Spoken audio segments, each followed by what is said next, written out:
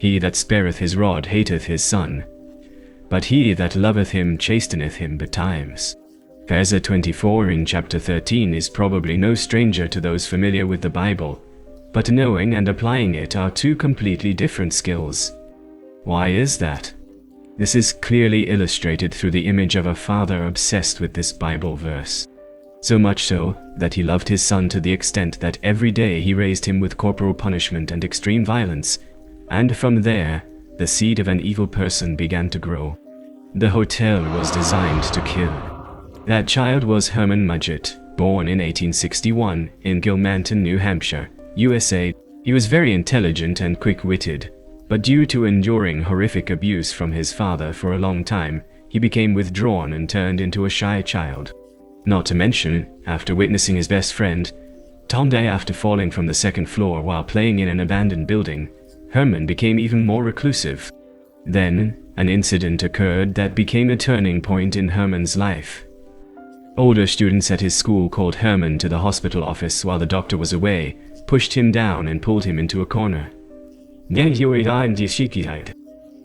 they placed a human skeleton model from the hospital on Herman's body and ran away. Despite the boy's terrified cries for help, after a while, Herman suddenly found himself drawn to the model skeleton with its round skull and long legs. He became curious about how the skeletons of other creatures might differ. Through this experience, Herman developed a fascination with anatomy. At the age of 17, Herman married Clara Lovering. And in 1882, Herman passed medical school.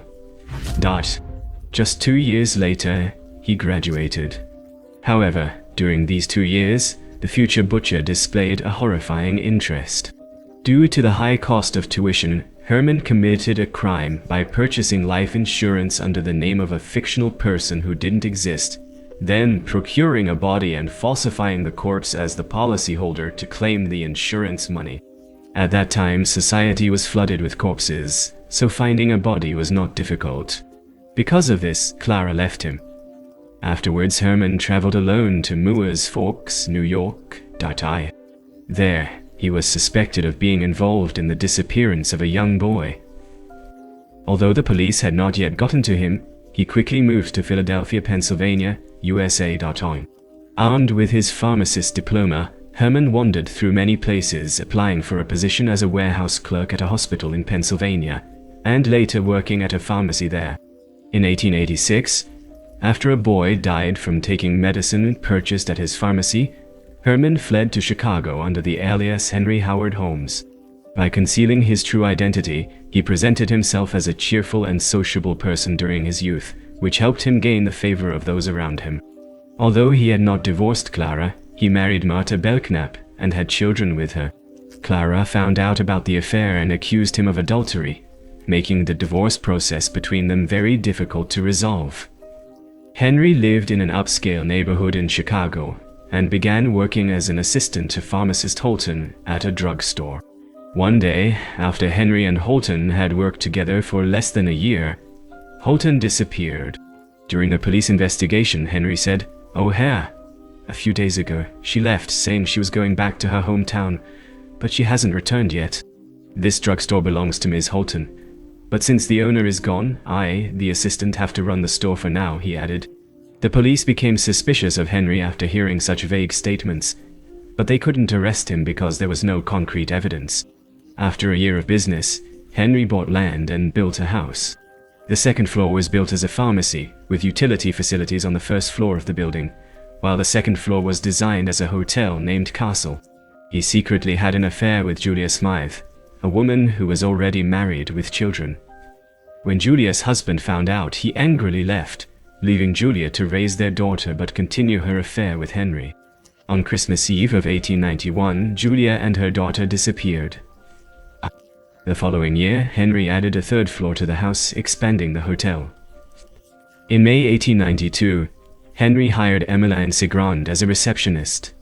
In December of the same year, she suddenly vanished.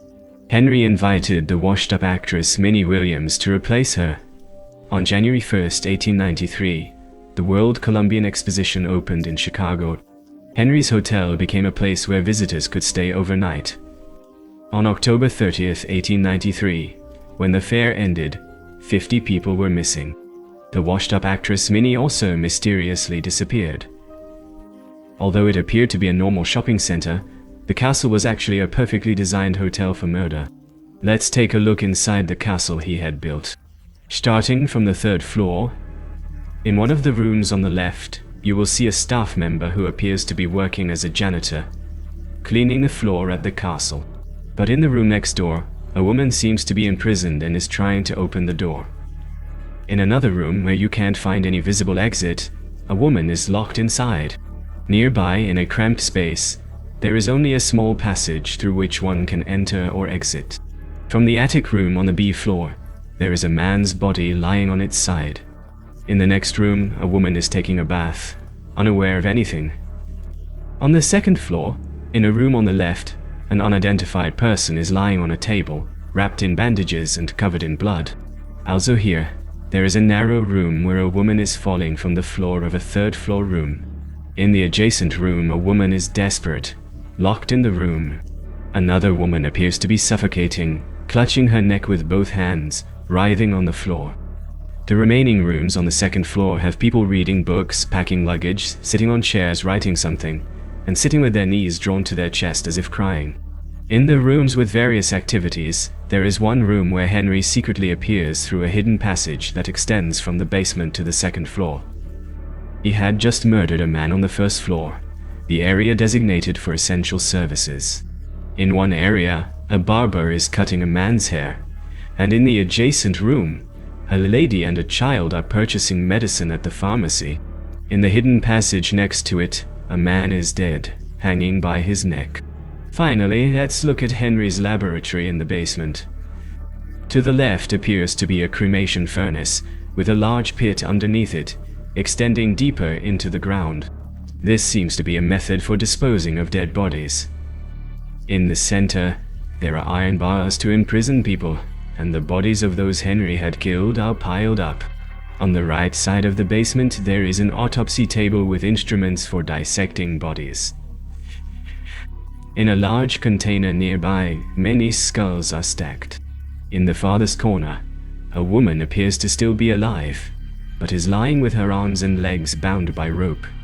The end of the rope ties to a round wooden post, seemingly positioned in such a way that if the post rotates, her limbs would be torn off. Between the rooms in this soundproof hotel, there are small pipes in the ceiling designed to pump poisonous gas or anesthetics into the rooms, to kill the victims. A modern alarm system was equipped in the hotel, warning if any strangers approach the restricted areas. Henry, who created this murder hotel, is estimated to have killed around 50 people throughout his life. So why did he create a murder hotel? On May 1st, 1893, the World's Columbian Exposition opened in Chicago. At that time, tourists flocked to the city, causing a shortage of lodging. Even Henry's hotel was fully booked. During this period, due to long-standing suspicions of insurance fraud, he needed a new way to make money. With his cunning mind, he used the same methods he had used on his previous victims to kill, but this time with a specific plan. He decided to renovate his hotel and turn it into a murder hotel. After killing the guests staying at Castle, some of the bodies were provided by Henry as specimens for university hospitals to make money. It is said that it was very difficult to obtain good cadaver specimens at university hospitals at that time, so they asked no questions of Henry, who was the main supplier. The remaining bodies were used by him for anatomical research in the basement of Castle. Did the engineers building the hotel with such a strange structure suspect anything? Henry had calculated this as well. The castle building was divided into multiple construction phases, with many different construction companies hired sequentially, so only Henry had the plans for the entire house. As a result, he avoided suspicion. Thus, Henry carried out his scheme successfully. None of the guests Henry targeted survived after entering this hotel. However, those who travel by night will eventually meet with ghosts. Over nearly 3 years, dozens of guests at Castle went missing. In 1895, the police identified Henry as a suspect and began to monitor him. When the police investigation started, they discovered a man named Benjamin Freelon Pitezel, suspected of being Henry's accomplice. But before they could investigate Pitezo, he unexpectedly died. The police found enough evidence to determine that Henry had killed Pitezo to destroy the evidence. Based on this, they obtained a warrant and proceeded to search the castle building. On November 17, 1894, Henry was captured in Boston at the hotel he owned in Chicago. The police found a basement filled with bones. They discovered the watch and jewelry of the faded actress Minnie in the building, cremated hip bones of Julia's daughter, and a blood-stained piece of her dress. As the police investigated the entire hotel in detail, more and more secret passages were uncovered. At the same time, they discovered countless human remains, murder weapons, and signs of corpse disposal, causing a nationwide shock. During the trial of the mass-murdering hotel owner, Henry confessed to being a murderer and admitted to committing 27 murders and 9 attempted murders. However, the police estimated that he had killed at least 50 people. In the end, Henry was sentenced to death and hanged. His murder hotel castle was demolished in 1938, and the state built a new post office to try to normalize the deadly sight created by this deranged man. Even so, Henry's story is still mentioned by the media today as that of America's first serial killer. The hotel where he committed his murders became known as the Castle of Death.